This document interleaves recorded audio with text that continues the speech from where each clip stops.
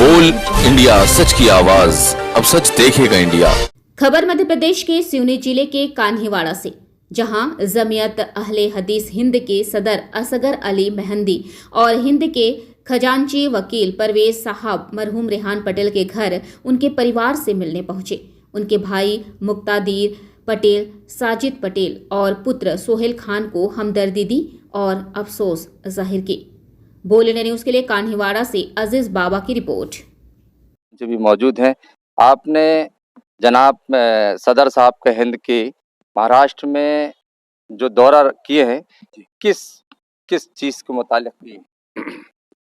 बिस्मिल्लाहिर्रहमानिर्रहीम। जैसे ही हमारे अमीर साहब को अपने ज़रूरी कामों से फुर्सत मिली तो उन्होंने ख्वाहिश का इज़हार किया कि हमें चलकर रेहान पटेल साहब के लिए ताज़ियत करनी चाहिए।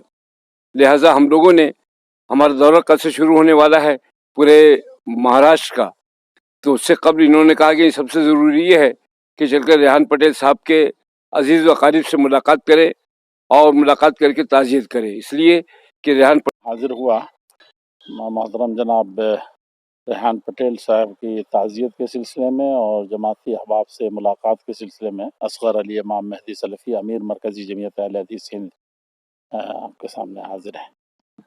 मैं आपसे पूछना चाहूँगा कि जमियत हिंद ने कोरोना वायरस के जो अभी चला है पूरे हिंदुस्तान में, उसके लिए क्या किया?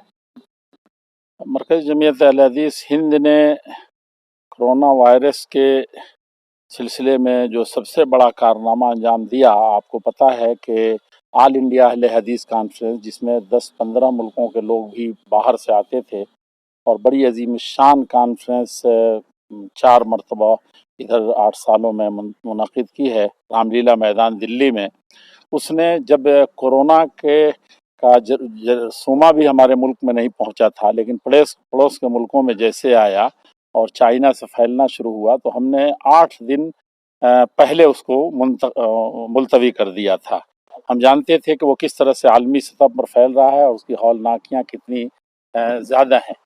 साथ ही जब वो आया तो हमने अपने चारों मैगज़ीन के ज़रिए से, जो उर्दू, हिंदी, अंग्रेज़ी, अरबी में निकालते हैं, उसके ज़रिए से मैंने एक मुहिम चलाई थी कि ये वबा है और ये एक बहुत बड़ी आजमाइश है सारी दुनिया के लिए।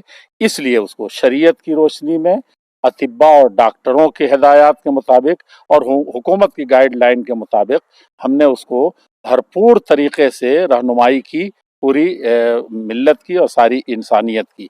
और ख़ास तौर पर जब हरमैन में नमाज़ें मस्जिदों का मसला आया और लोगों ने छेमी गोइयाँ शुरू की, तो उस वक्त भी शरीयत की रोशनी में वाज़ेह तौर पर डॉक्टरों की हिदायत और उनकी